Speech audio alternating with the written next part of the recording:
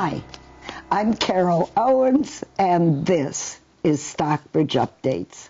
You know, I wasn't born in Stockbridge. I was born and raised in Minneapolis, Minnesota, and this last month I have been so proud of my hometown. Do you know the first job of an autocrat? To make you believe that his power is inevitable and your resistance is futile. And you know what? Neither one of those things is true. The only inevitability is change, and sooner or later, the autocrat leaves the stage. It's what we do in between that really matters. In Minneapolis, a 76-year-old woman, armed with a whistle, stood out against a federal agency. She stood out against the unbelievable. Our federal government was invading and attacking her town. But there she stood. Pew Research did a study, and what they did was grade all of our states, the degree of social trust each had. And the highest social trust in the United States is in Utah. But the second highest, you guessed it, is Minnesota. And don't worry, Massachusetts is right up there. And social trust allows us to do such a simple thing, like each other.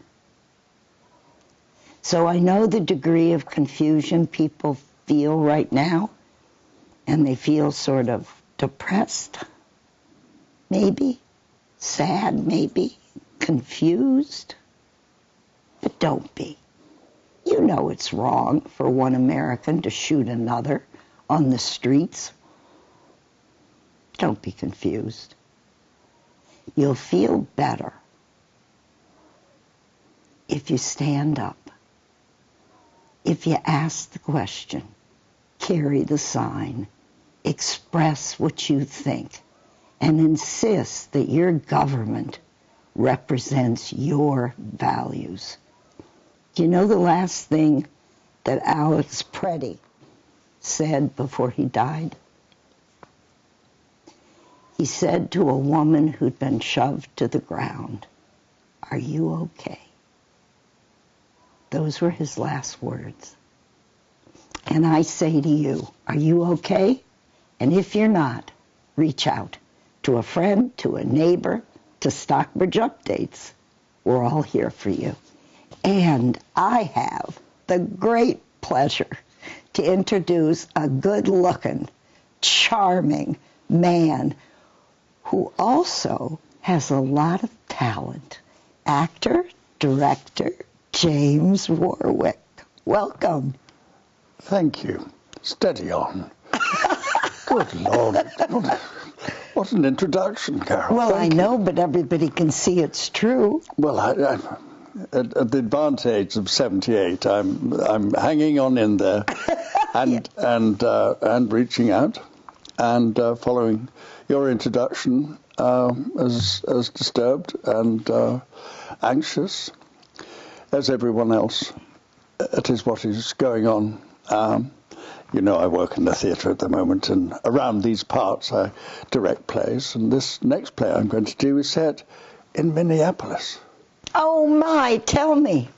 Well, it's a new play. It's been rewritten in 2023. It's by a woman called C. Derby Swanson, and it's called The Norwegians. Apparently there are 500,000. No, there can't be 500. There must be 50,000 Norwegians. There are a lot of Norwegians live in Minneapolis. And I was one of them. Were you? Now, the population of Minneapolis has remained unchanged since the day I was born.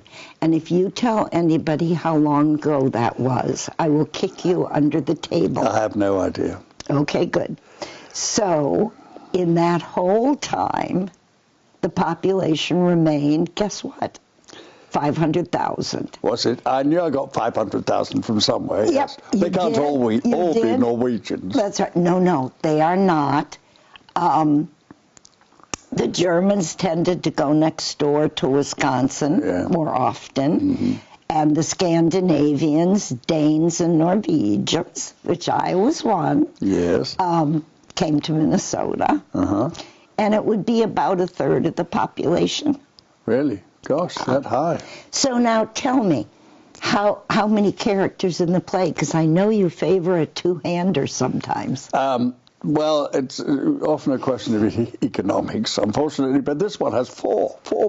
Oh, my goodness. Yes, I just did a musical, first time in 15 years, where there were, I think, 23 people on stage at one time, and even more instruments. And I really got quite overwhelmed by having so many people to work with, and it was a completely different experience. But I'm glad to go back to this sort of smaller group of people that I can really relate to. And do you think much about, because I think this is really true, do you think much about the fact that you are one of the bulwarks against when the politics go wrong?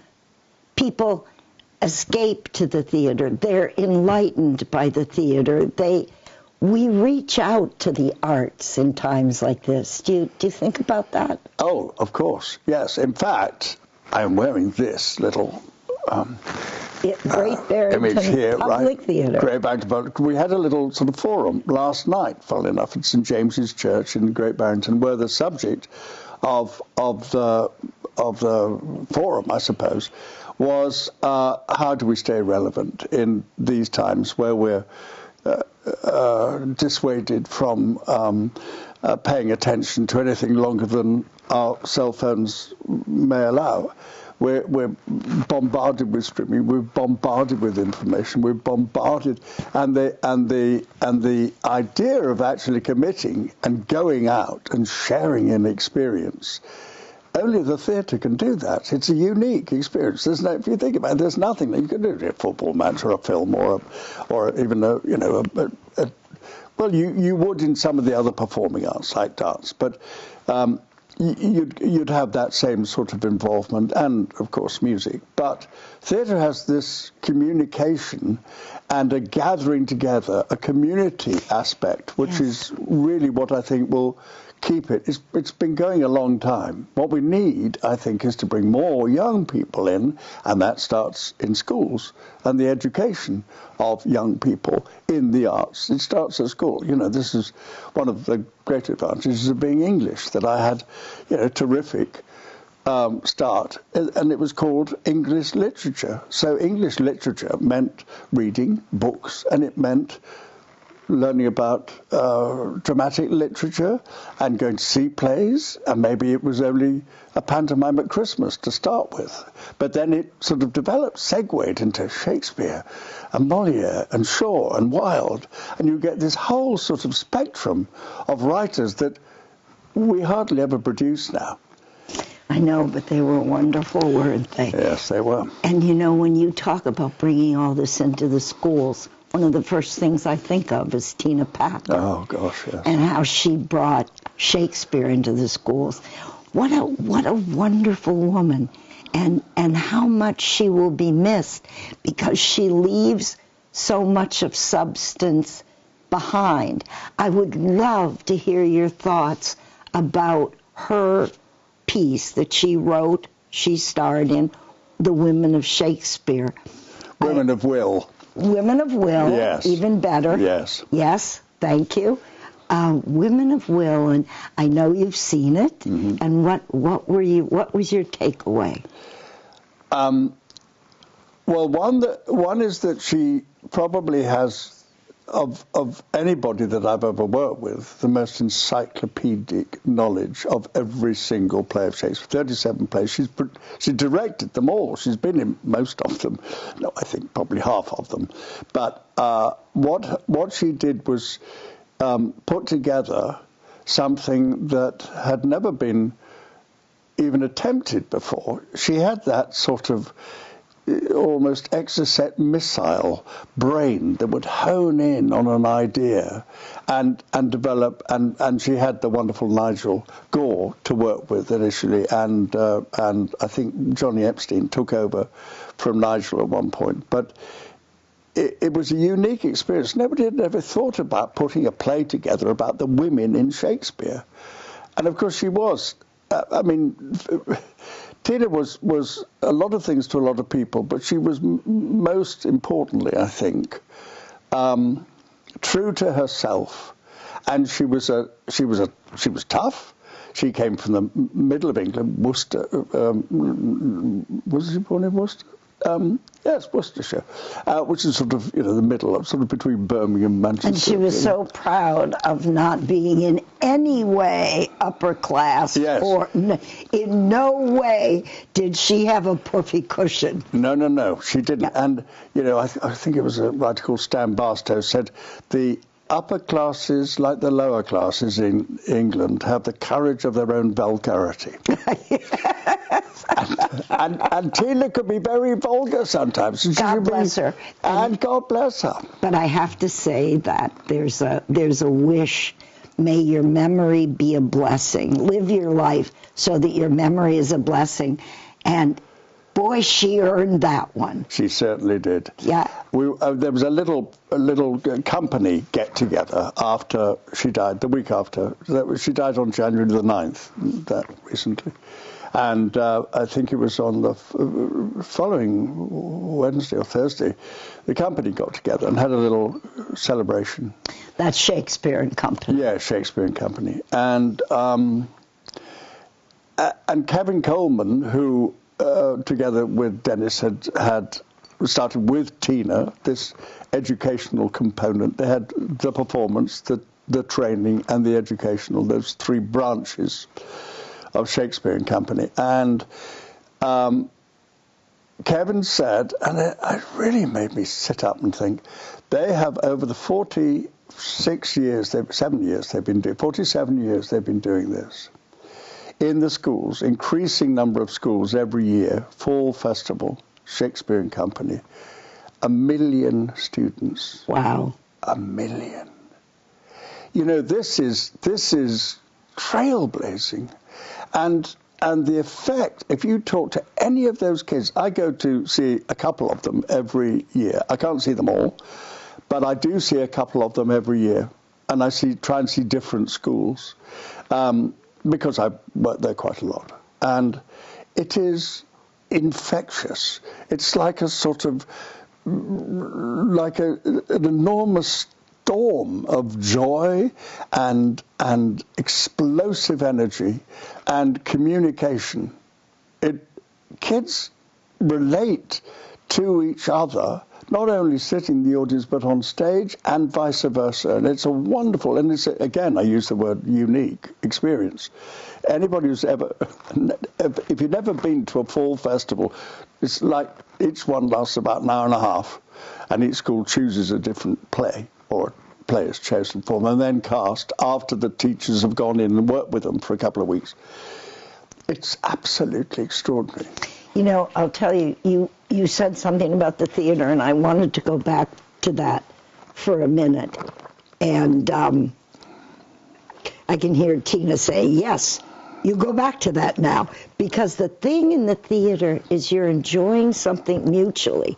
And I don't just mean the audience and the players. Yeah. I don't know if you've seen Hamnet. I have. Okay. And do you remember when she finally gets to the Globe? Yeah. And she's going to watch a performance. Everybody is crowding forward, and they're talking to the characters and they're booing this one and yaying that one. And I know one of my favorite lines from Shakespeare anytime is in the very beginning of Henry V. Someone comes out, not a character in the story, but a person to communicate with the audience, and says, "And when I say horse, see a horse." That and immediately you're told the audience has a job here. Yeah. And we have a job here. And there's an interaction. And They're really, you said music and concerts, and yes, I understand why you threw that in. No. Nothing. Well, they don't have is words, like a play. you know, words. Words are one of the ways that we choose and are able to communicate. And that's, again, the component that dance and music don't have. It's the words we choose to use. Right. I'm going to quote one of my favourite playwrights called Tom Stoppard. And Tom Stoppard said, I don't think that writers are sacred, but words are. And if you get the right words in the right order, you may write a poem that children will speak for you after you've left. Isn't that beautiful? Yeah. And Isn't that beautiful? And J.K. Rowling said something very similar. After writing the Harry Potter series, she was asked by a child, maybe she was signing a book or something, and the child asked, "Do you believe in magic?" And she took the question very seriously. And I love this. I think all children should be treated seriously and with respect. Oh, yeah. And she did that. She treated the question seriously, and she answered the child with respect, and she said, yes, and the magic is words. Yeah. And it's true. Words can heal. Yeah. Words can break your heart. Words can enlighten you. Words can frighten the pants off you. Words matter. And in two different ways, you and I have both dedicated our professional lives to words. Yeah. Yeah. And more than anything I'm writing about, how I'm using my words is what I'm concentrating on when I write. And when you act, it's the words. Tell me about that relationship for an actor, your relationship to the words on the page.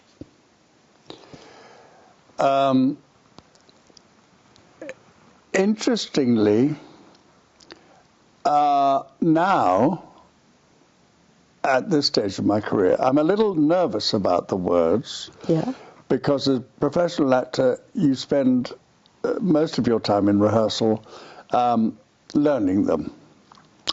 And that becomes a little bit more difficult as you get older. Yes. Especially if you're playing a great big part. However, I will say that words, a part is easier, I have found, throughout my life. God knows how many plays I've done. I can't begin to count. But the words are easier if it's a good playwright to learn.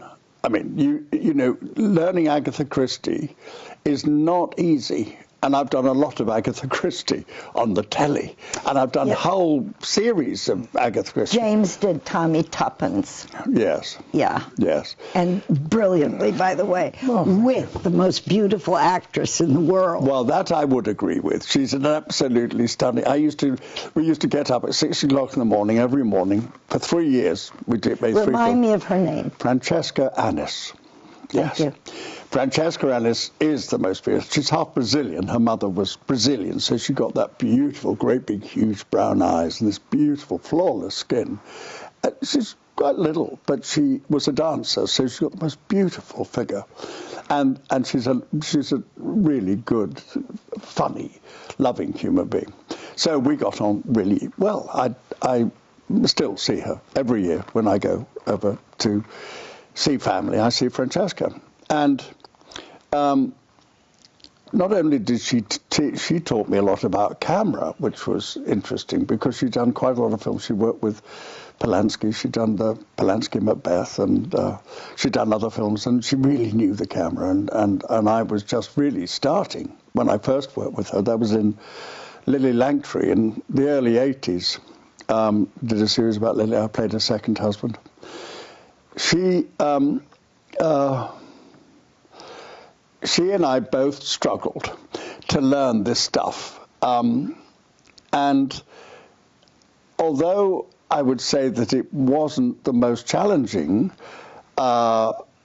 character I've played, a lot of it was just us, really, basically us. We had a rapport, and it was very much sort of geared to our personalities together. But learning it was much more difficult than learning Shakespeare or Wilde, or, you know, I've been on Broadway in a Oscar Wilde play where I hardly left the stage for an hour and a half. I was on the, and it was an hour and a half. Which play? An Ideal Husband, which of course I am. Well, doubtless. Doubtless. But that's one of my favorite plays. But Yes. my favorite play ever written, maybe with leaving Shakespeare separately, Yes. is The Importance of Being Earnest. Really, yeah. Mm-hmm. And I know what you mean about remembering the words, because on top of everything else, I mean, he was brilliant and he had impeccable taste in word selection. Yeah. But even more than that, it was rhythmic. Oh, absolutely. And he wrote the longest sentences of any other playwright ever in the world. Without losing the rhythm. Without losing the rhythm. Right. So you would start with, you know, a little bit of rib reserve, and you'd go, and I remember Sir Peter Hall, who directed Ideal Husband on Broadway, said, James, push the thought through to the end. You don't need a comma. There's no comma. Just push it through. But you would go 3 lines without a breath, because that was the way it was written. And my gosh, he was right. Push it through to the end. Keep those thoughts for I really don't feel that Americans can act in Wilde. They can't do it. And I have to be careful here, because... all right, well, be careful, but be honest. Why is that true? I go back to education. Growing up, you know, having an arts education as part of my school. I left school when I was 16 years old. I got enough GSCs or GCSEs or whatever they were called then to go to university, but I decided not to, and I took a year out because I didn't know what I was going to do. But I knew that I didn't want to go into what I've since done, which was academia. I wanted practical experience. I was restless, and I learned. I think I've learned more, honestly, this is true, I've learned more from working in the theatre than any other education could give me. And I haven't been to university, and I never have. And yet I've run a drama school, and they said, Mr. Warwick, have you got a PhD?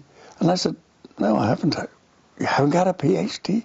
I said, no. Have you got an MA? I said, no, I haven't got an MA.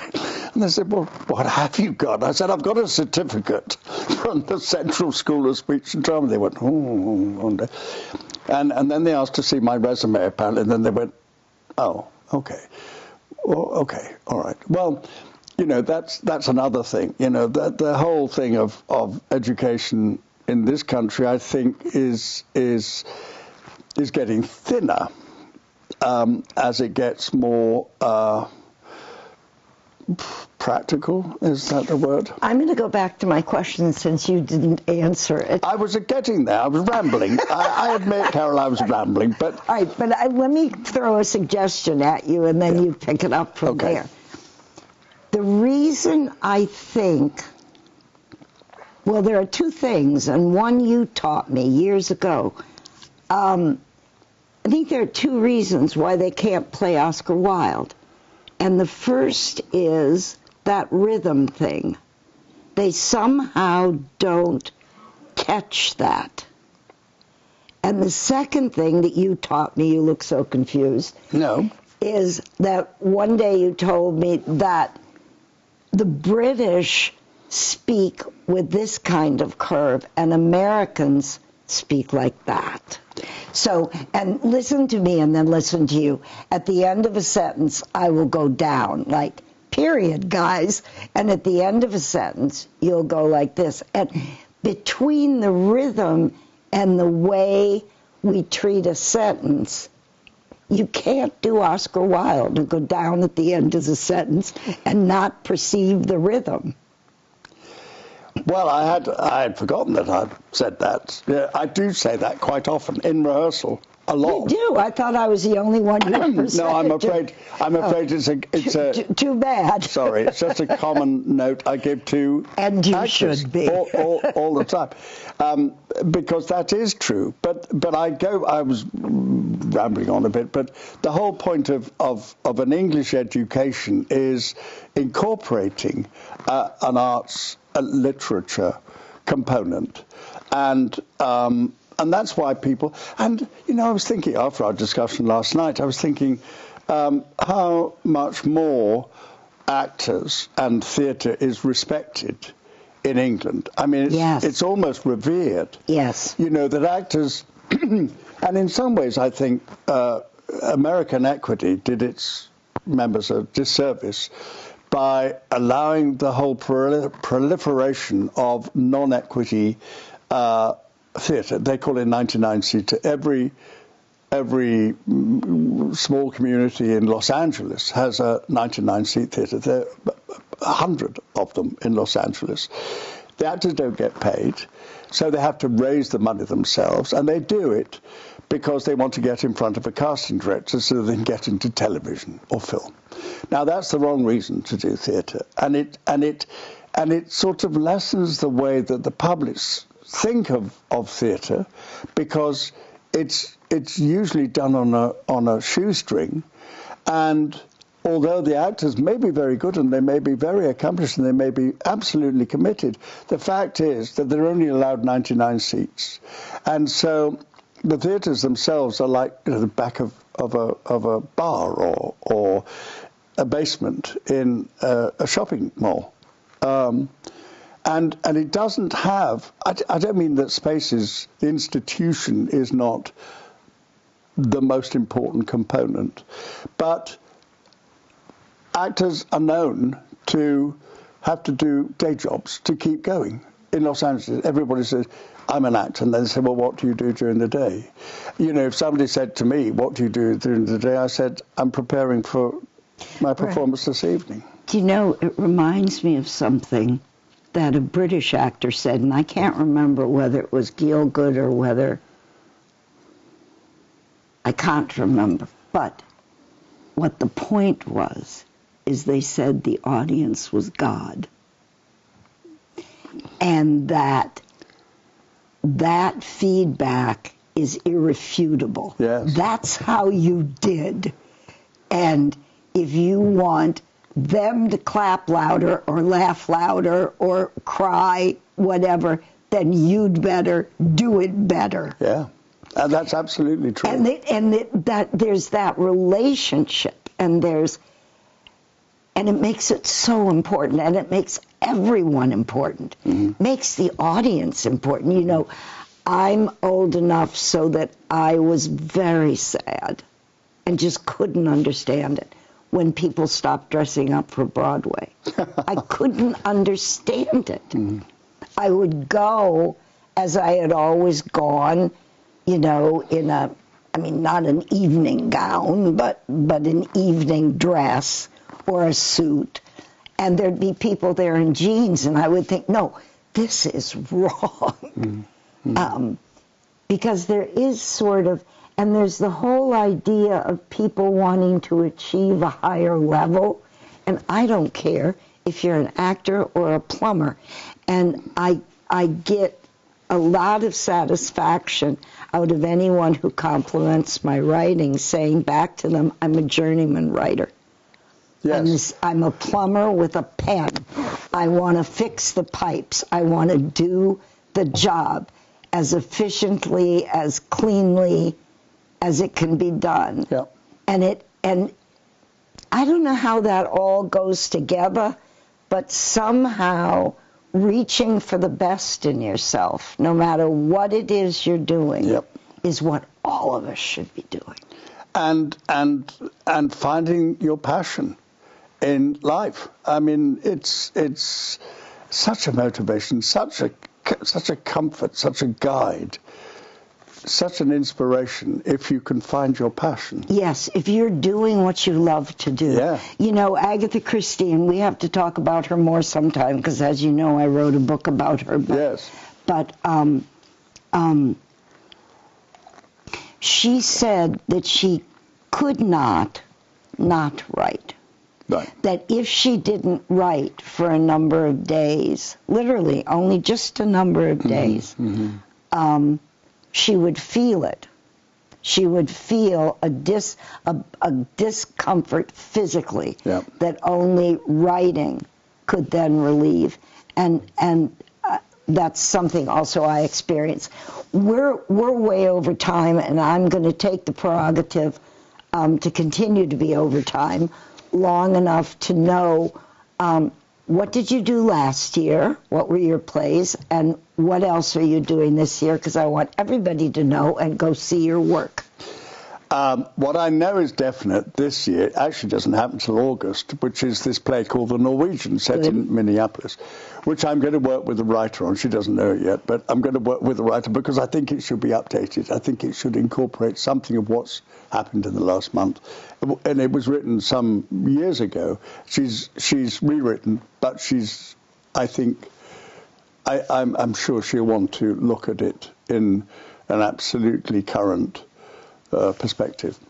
So there's that, and I work at 4 theatres around here. Shakespeare and Company is my sort of home base. 7 years I've been there. This is the 8th year.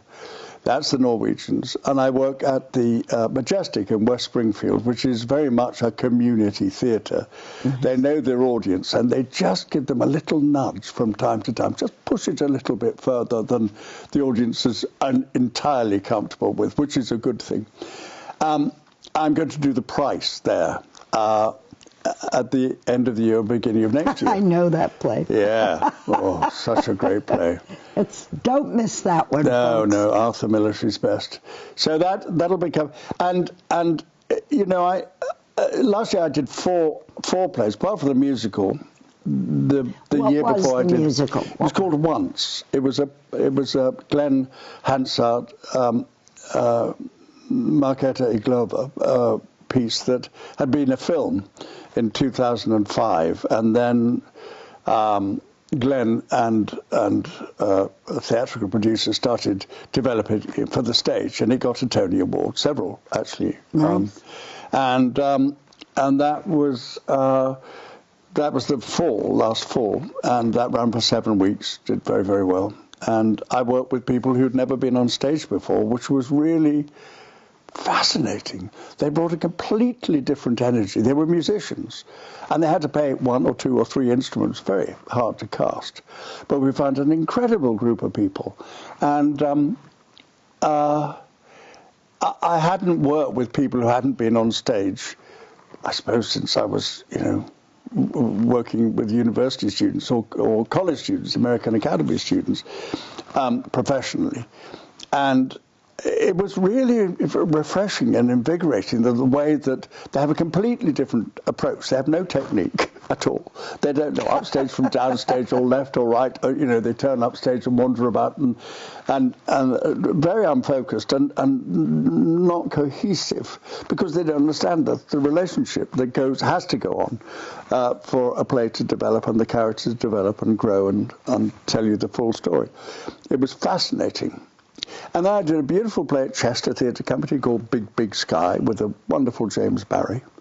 And I did A Body of Water with Shakespeare and Company, which was a very odd Lee Blessing play, very spooky. He calls it his puzzle play. It was rewritten, and he's republished it since that production. We've become great friends. I've got a new play of his that I want to do too. I can't thank you enough. You're so fascinating. And from the many years we've known each other, that he and I can go on like this all day. So I'm going to stop it here. And I'd just like to say one thing. As a girl born and raised in Minneapolis, with respect to the play that you're about to do, what you're seeing on the streets of Minneapolis right now are the values I grew up with. And if you're going to bring something to that play that's modern and relevant, please bring that. I will. Promise. Thank you so much.